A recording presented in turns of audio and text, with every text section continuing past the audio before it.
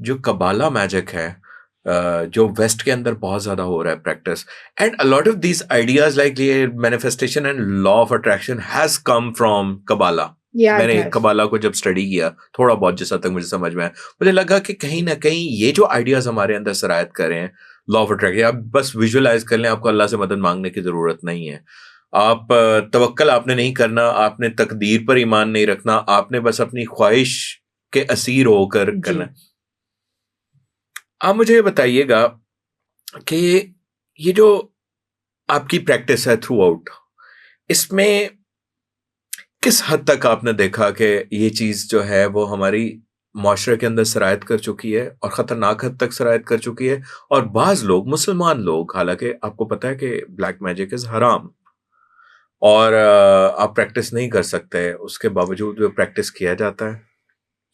कुछ जानबूझ के करते हैं अपनी नफसानी ख्वाहिशात के तहत, और कुछ लोग अनजाने में भी, कुछ लोगों के पास ये बुजुर्ग हैं और उन्हें नहीं पता कि वो बुजुर्ग साहब जो हैं वो बेसिकली ब्लैक मैजिक प्रैक्टिस करते हैं।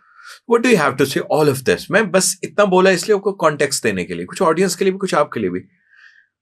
What is your observation? इसमें ये है कि मैजिक के पीछे जो सबसे बड़ा रीजन होती है ना, वो हसद होती है। Envy. Yeah. Okay. कि I have less, he has more. I am less beautiful, the other person is more beautiful. मेरी जॉब अपॉर्चुनिटीज लेस हैं, उसकी ज्यादा है मेरे पास। वक्त से पहले और जरूरत से ज्यादा हमारे मुआशरे का जो मसला है ना, ये हमें कि मैं अपने आप को अपलिफ्ट करने पर, अपनी एनर्जी लगाने के बजाय दूसरे को नीचे गिराने पर लगाऊंगा। That is the common approach.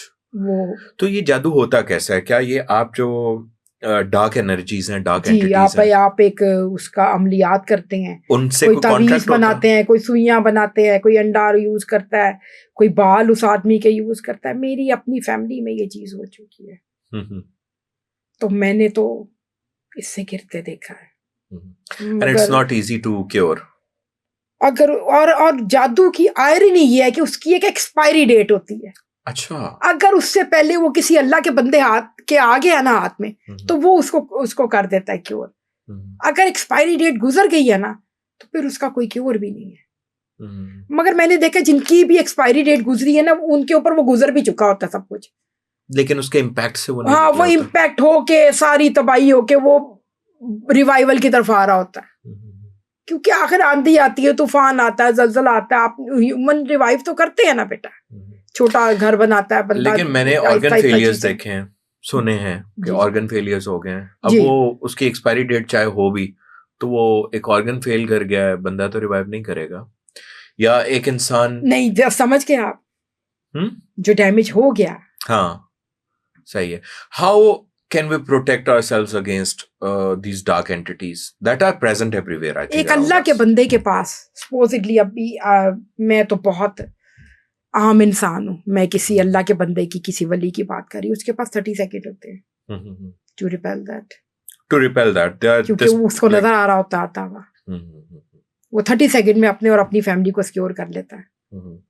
मगर कभी वो इतना होता है इनटू समथिंग, जब नेगेटिविटी ने आना होता है कि वो ही मिस दैट, वो फिर हिट करती है उसको। अगर आप जिनका बता रहे हैं शहाब का, तो वो डेफिनेटली वो he must have been immersed towards something else, कि वो it hit him, वरना उनके पास टाइम होता है हर। बिल्कुल सही। और वो जो उनके बच्चे वगैरह बच जाते हैं, आमिलों के बच्चे नहीं बचते, हर आमिल के घर रिटार्टेड बच्चा होता है, डाउन सिंड्रोम, उनके बच्चों पे इफेक्ट आते हैं। अल्लाह के बंदा खुद भी बचता है बच्चे, क्योंकि वो कहता है या अल्लाह आए, वो जाता है पिट में, अल्लाह का बंदा पिट में, जो बंदा पिट में होता है उसके पास चला जाता है और उसको पिट से निकाल लेता है। ओके। वो भी बाहर आ जाता है और अल्लाह का बंदा भी बाहर आ जाता है।